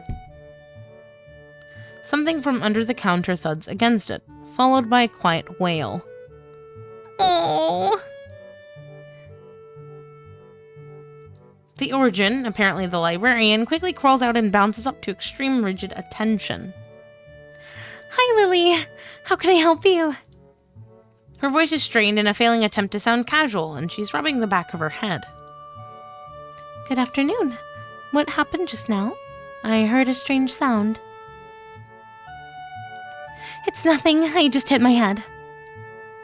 See, I dropped an eraser under my desk, and while I was looking for it, a pencil dropped, and when I was looking for both of them, you came and surprised me. Hi, JMO! Are you all right? I'm sorry, I couldn't know. It's okay! It's okay! Sorry for making you worry. This is nothing. I've had worse happen to me. She's quick to reverse Lily's apologies, almost frantically trying to push aside the possibility that she could be in any way inconvenienced by bashing her head on the counter. Yes, worse things have happened. The girl fidgets with her fingers, as Lily doesn't seem to drop her concerned expression, and then she shuffles some papers around the counter for no reason. A little shorter than Lily, complete with glasses, freckles, and a very troubled look, she seems to fit a library perfectly. Ah, Lily, did you get my message? Message. Oh, the 2 imported books that arrived? Right, they finally came. I can't believe it took so long, but... Amidst her celebrations, partially for managing to change the topic, I'm sure, she notices me from the corner of her eye and freezes on the spot when she does. Oh no, I'm sorry for not noticing you before. Did you need to check out a book or return one? I'm sorry. The way she can so quickly shift between moods is a little unsettling. He's with me, Yuko. Oh, he's with me. Yuko, this is Hisao, a new student. Hisao, this is Yuko, the school librarian. Pleased to meet you. Hisao, right. Hisao, pleased to meet you too, Hisao. For a second, she visibly attempts to engrave the name on her mind so she won't forget. Yuko often arranges to import foreign books in Braille for me. Would you like to tell Hisao a little something about the library? Lily's innocent suggestion is met with an expression of abject terror. Please, Lily, I can't. I don't know what he could be interested in. This is too much responsibility. How's it any responsibility at all? I don't get. But her objection is so sincere, I don't doubt for a second that she would rather disembowel herself on the spot than tell me where the light novels are. But... So there are a lot of books in Braille here? I attempt to save the day by asking the first thing that pops in my head. It seems to work at least partially, as Yuko seems to not exactly relax, but at least look slightly less tense. Well, I think about 1/3 or 1/4 of Yamaku's library is either in Braille or audio. Makes sense, given all the blind students that'd be here. If it's only that, how come this library is so big in the first place? Well, we get a lot of new books regularly because the library is adequately endowed. That's probably why. They spend more on new books than on my salary, and then I have to organize and shelve all of them. It's so troublesome and they waste so much. I wish I could quit this job. A very awkward silence follows this revelation of too much information. I'll go check the aisles then, if you don't mind. It's probably best for all of us if she doesn't keep talking to me. Very well. Meanwhile, Yuko, I would have those books if it's all right with you. Hello, Glare Bear!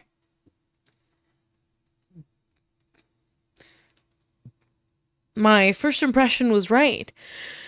The library is surprisingly big.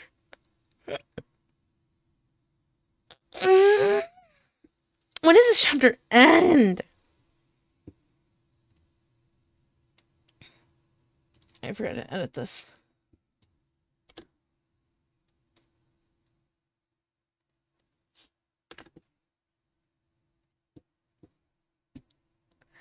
Ambling down the narrow aisles, I study the spines of the books in random order, occasionally sliding one out to read the blurb, taking it with me if it looks good. I'm not sure, but I think this chapter ends once you're on a route. Huh? All 4 acts feel quite long, but one probably feels the longest. Man, this game makes me sleepy! In a few moments, I have a respectable stack of books in my arms. I guess I'll never be stuck for choice in here. The normality of the library sinks in. Sure, there are large print and braille books scattered throughout, but it is what it is. A library. Act 1 is entirely dedicated to locking into one girl's route. I see.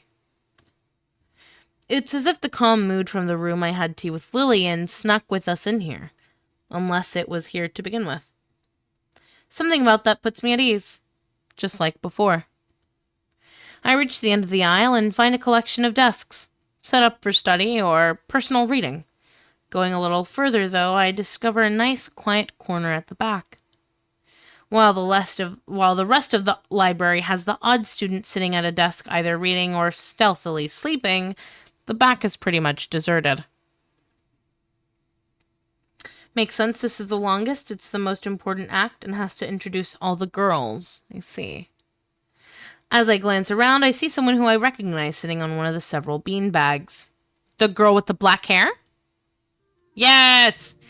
It's the dark-haired girl from my class, the one who snuck out of the classroom earlier. She's reading a book, keeping it close to her face, which makes her look like she's really into it. From the way she was acting today, I had her pegged as more of a delinquent than a bookworm. In fact, her mysterious disappearance from the class raises all sorts of whys in my head. Intrigue floats slowly but surely toward the surface, and before I know it, I'm walking towards the mysterious long-haired girl. I guess there's no harm in introducing myself as I would with anyone else. She's a classmate after all. Bacon Girl is crazy. Walking over to another beanbag, I take a seat and lay my books beside it. The girl starts, looking scaredly up at me from underneath her fringe. This is the first time I've seen her this close. Underneath her long, dense bangs, I can see that part of her face, at least a third, if not half, is pretty badly scarred. My eyes are immediately drawn to the scars, subconsciously peeking past her hair until they meet her own eyes. For a second, I am shocked, and divert my eyes to the book in her hands, before I realize that looking away probably only makes it worse.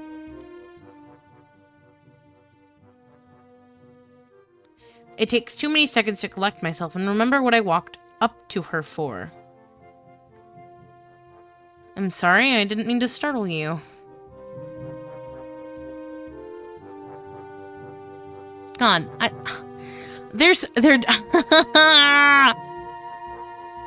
What about this girl? I don't know her personality. I don't know what she's like. I know what she looks like.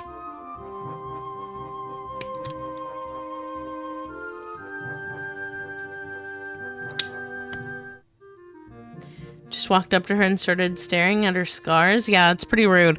I really don't like the pro tag. He just irks me.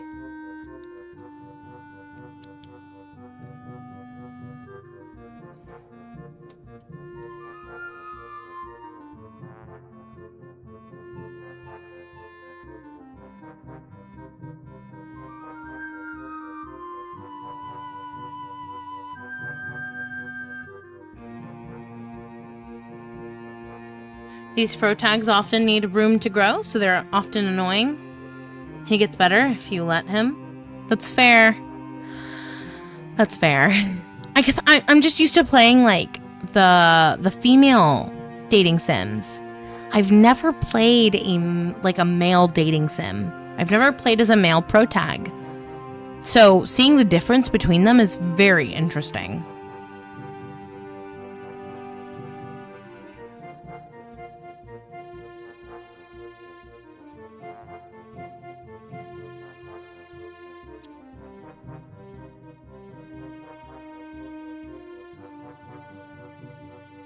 I don't know what kind of voice to give her. Chat, help.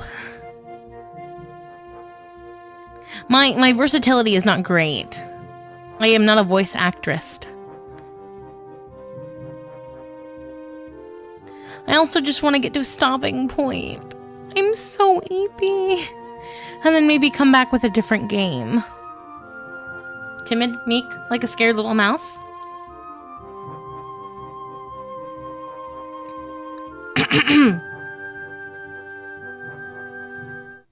Hold on. A manly voice. It's okay. Oh my god.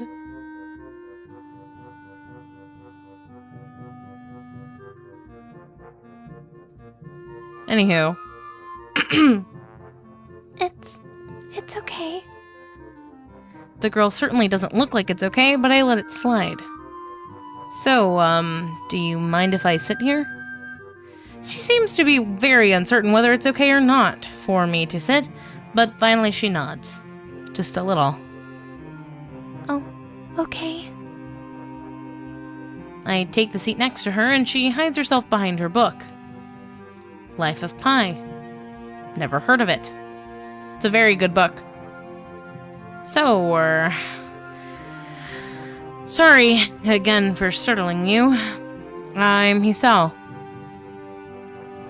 She looks up from her book, stalling a little before replying. No. We are in the same class. Her speech is stilted and so quiet that it is barely audible, even in the still library. Somehow I think that my delinquent impression of her was wrong.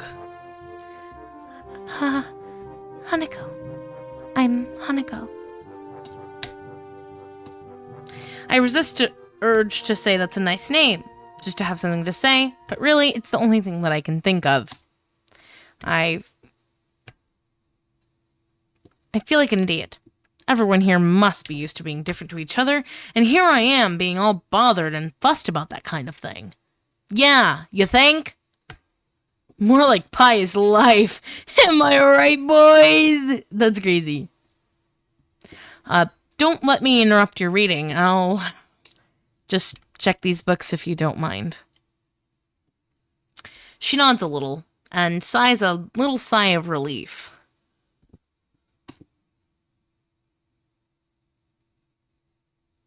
So I try to read the covers and the introductions of the books I picked up, and she buries her face in her book. Uncomfortable silence consumes us. My eyes still wander to her direction, and I sneak peeks at her flowing hair and the scars it's hiding.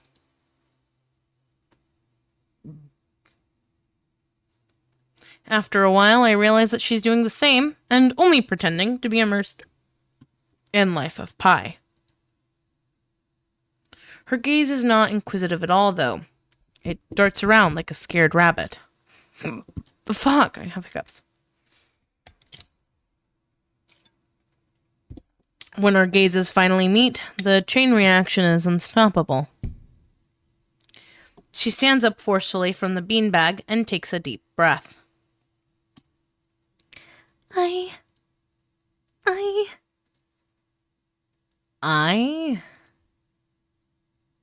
I've got to go do something.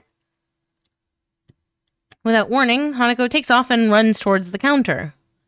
Her hair-like takeoff catches me so off guard that I don't manage to go after her until she has a good head start. Why would you chase her?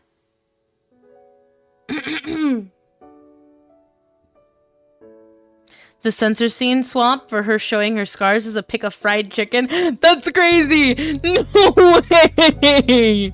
You're lying to me! By the time I reach the counter, she's nowhere to be seen. Lily and Yuko are happily chatting away. Knowing that I won't be able to catch Hanako myself, I approach the girls.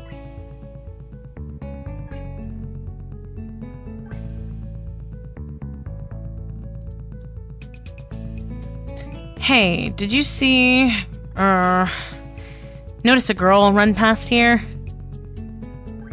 Maybe? What did she look like? Long, dark hair, kind of shy. She had, well, some scars on her face. You wouldn't be talking about Hanako, would you? Yeah, that's her. I saw her reading and tried to talk to her, but I think I scared her off or something. Oh dear. Yuko, would you excuse me? I had better try and find her. Sure. I'll just hold on to these until you come back. What's going on? I'm sorry, but I'll have to explain it to you some other time. Right. I'll see you later then? Lily hastily grabs her cane and hurries out of the library, leaving me alone with Yuko. I don't think I'll ever get the hang of this place. Did I do something wrong? What did you do? Nothing. I was just looking for some books and then she got this fit and ran off. The most offending thing I can think of was that I might have looked at her general direction a few times. Well, she's a very timid girl. You have to be very careful around her. She can be very jumpy, I think, and she's not accustomed to talking with other people. Isn't that a bit strange? Yeah, Blondie isn't going to be seeing anyone anytime soon. That's crazy.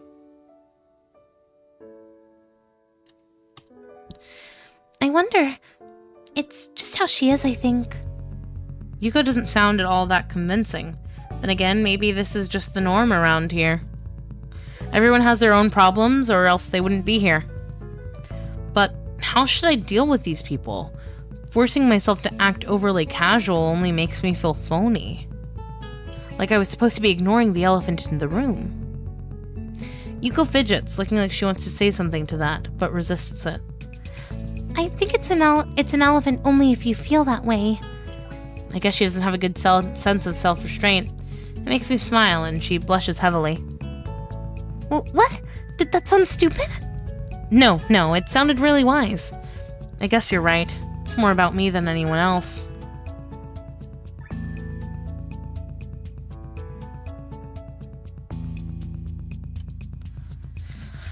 Neither of us has anything to add, so Yuko fills the silence by shuffling some papers around. People who have papers on their desks really like doing that. Did you find any books? I should be closing soon. I mean, this library should be closing, but I have to do it. I hope that's not too inconvenient for you. Oh, yeah. I want some books, but I left them over there because... I'll just go get them. I fetched my stack of books from beside the beanbags where Hanako and I were sitting and returned to the counter.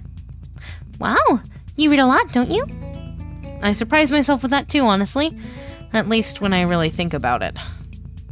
I had a lot of free time earlier this year, so I kind of just started reading books to fill that time. I couldn't do much else. I see. But she doesn't say anything else, and just checks out my books for me. I guess this is what they call tact. Holding the library books with one arm, I trawl my pocket for the key to the door. Sudden sound from behind startles me, making me nearly drop the books I'm carrying, or the key that I almost managed to get into the lock. Who is it? I turn around to see who is talking to me. It's Kenji. He seems to be in a friendly mood, although the light glinting off his glasses in the dark gives him a sinister look. I think Jin gave this guy a British accent, so... God.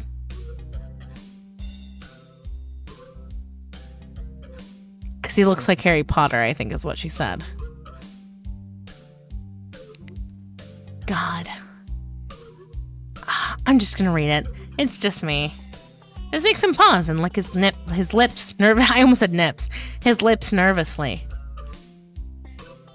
He was me? I don't know anyone called me. Are you some new guy again? His voice is suddenly strained and quick. Yes, but we've met before? Yesterday? Kenji, the only character who was the closest to killing you, and even then by accident. LMAO. I don't think so. I would remember someone who I met only yesterday. When was that? What day is it today? I try to ignore him. Is he joking or what? Prove that we've met before. You live across the hall. You're Kenji. Kenji jumps back, his eyes filled with an uncomprehending fear. How do you know my name? Damn, this can only mean one of two things. Either we have met, and you are telling the truth, and I just can't remember it, or you are a spy. He pauses. A psychic spy. His eyes dart around me, trying to peek into my room, although it's hard to believe he can see anything through those thick glasses. His mood swung from friendly to manic in less than a minute. I'm not psychic. How do I know that? I'm not a mind reader. Kenji points a finger in my face damningly. God, unlike you. Stop that, man. We met yesterday. What's wrong with you? I live in this room. Lies. If you think in pass as Hisao because I'm legally blind, you are sorely mistaken. You don't even look like him. I mean, the resemblance is real. Real slim. Maybe at a distance. But who do you think you're kidding? I want to grab him by the shoulders and shake him. Exasperated, I rub my eyes and let out a heavy sigh. Stay there. Kenji comes closer. One careful step at a time. I stay still lest he assault me physically, although I doubt he could do much damage even if he did. Oh wait, I see it now. Damn, it really is you. God. Sighing again, and then once again for good measure, I step backwards just in case. What's up, man? You don't look too good, I think. Something wrong? I don't know, just had something stupid happen to me. A few stupid things, actually. Even if you discount this one. I can't get a proper touch on other people here, and I have no idea if it's because of me or because of them. I don't know why I'm telling this to Kenji. It's not like we've had any contact either. That's rough, dude. Yeah, I'm sorry about calling you a psychic spy and all, but you can never be too careful. It's the hard reality we live in. I'm slowly starting to think that Kenji isn't necessarily living in the same reality as the rest of us. You see? This is how it is, this world. There's no justice. You see? Oh, fuck. You see? Even when I lose, I win, because I don't lose the lesson. What does that even mean? It doesn't matter. He dismisses it flatly with a wave of his hand. So what happened? Why the long face? Do you have a long face? It's nothing. I just scared some girl off accidentally. Literally, too. She actually ran away from me. It was my fault, really, I think. I'm not really used to all of this yet. A girl? A cute one? Cute? That's a hard question. She had a nice body and really beautiful hair, but the face... I guess it could go either way. I hate to say it. She's just not my type. I don't think she was cute. I don't like the shy characters. I'm just not a fan of them. She wasn't cute. Not exactly cute. No. There are a lot of cute girls here. A strangely disproportionate amount. I believe this is one of the dark secrets of the school. I tried to warn you, man, but did you listen? I don't remember any such warning. Dark secrets? Yes, dark secrets. Extremely dark, like a black hole. Have you noticed that the number of girls in the school is slightly but significantly higher than the number of boys? It's like 60-40. He turned his head to the left and stares off into the distance of nothing. Why is it like this? I mean, to the untrained eye, it doesn't appear to be that bad, but that is a full 20%. One would think that a school with such a huge pool of women would be a man's dream. But no! God. What I am about to tell you could blow your mind. Are you ready? I don't know where this is going, but I think I won't be missing much by cutting out now. No, I am not ready. I only get as far as turning the doorknob before Kenji starts talking again, showing that he doesn't really care if my mind is blown or not. I believe that this school is a battleground.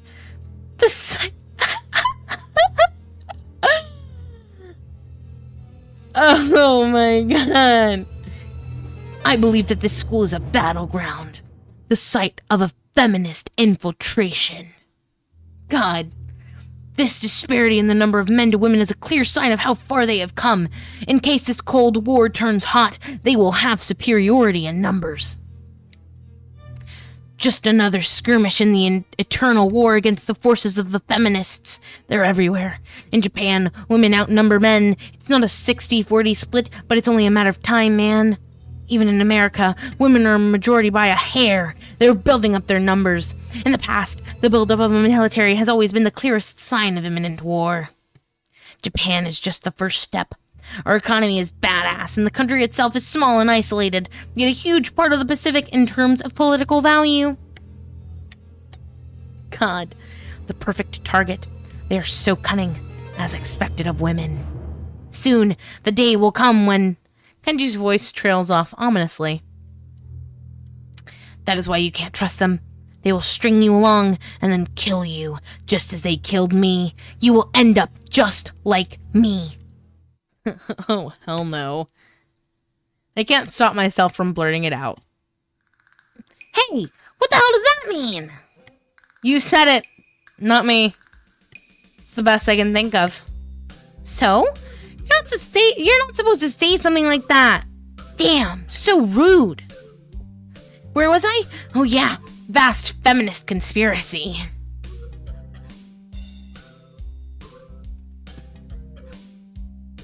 God, get this man laid. There are theories he's like this because he had a girl before. That's crazy. Stop it. Stop. I lost you way back there somewhere. Somewhere around feminist infiltration. Too hard to follow? It's cool. I have some graphs and stuff in my room, and puppets. You like puppets? God. No puppets. You don't like puppets? Okay, graphs are so cool though, right?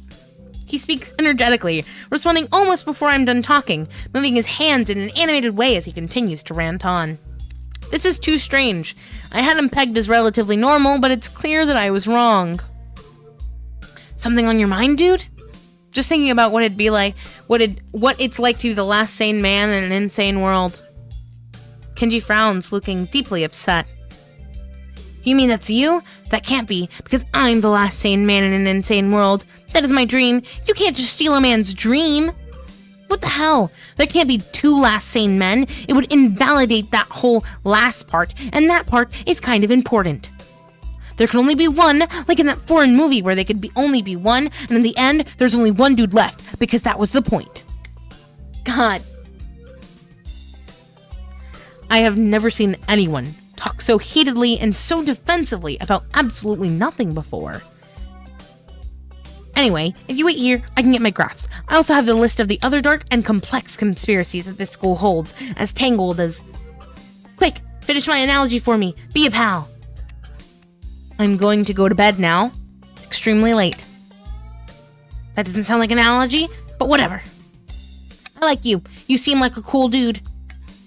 Most people don't understand what I'm talking about when I try to explain the vast feminist conspiracy to them. Denial is a terrible thing. Later. God. He claps me on the back and then vanishes into his room so quickly and quietly. It's like he didn't even open the door, but instead walked right through it like a ghost.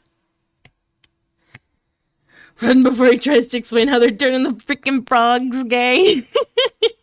I don't know if I can fully digest what just happened, so I give up and just go to my room, kicking off my shoes before falling face first into bed.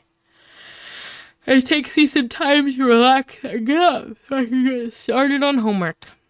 It's because the sheets are cool and comforting against my cheeks, and it feels good just lying there with my eyes closed. This school is like some kind of bizarre and surreal island. It's isolated on top of a mountain, and each person is stranger than the last. I just can't seem to fit in. What irony. One would think that fitting in a place that's made for people who are unfit for anywhere else would be easy. Maybe I'm trying too hard. Although I say that, it doesn't help take the edge off, and the words are left echoing off my empty walls. I guess it's not as bad as I expected, though. This place really is more a school and less a hospital, pretending it's a school than I thought it would be. If nothing else, the scenery is beautiful. I open one eye, seeing the school books and bottles of pills arranged side by side on my desktop. Maybe this place is too much like a normal school after all. Is this a good stopping point? Can I stop here?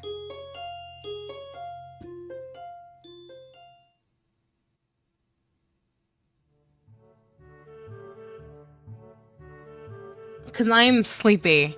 I'll come back for something else later tonight, but I'm about to pass out if I don't quit playing this.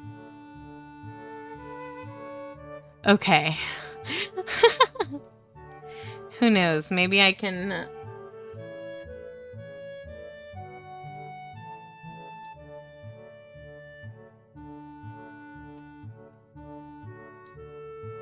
Yeah, who knows? Anyways, chat. I'll be back later. I am very eepy. I have been awake since like 7:30 this morning. I have been awake for 14 hours. I've been awake for 14 hours. I don't like waking up early. Anyways, I will be back. I don't know what I'm going to be playing.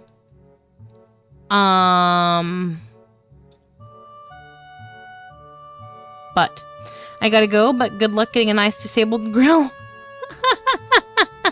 I hope you have a good one, Chaos. Okay, well, I'll figure out what I want to play later, while I'm eating dinner. So, you guys have a good night if I don't see you, during the next stream.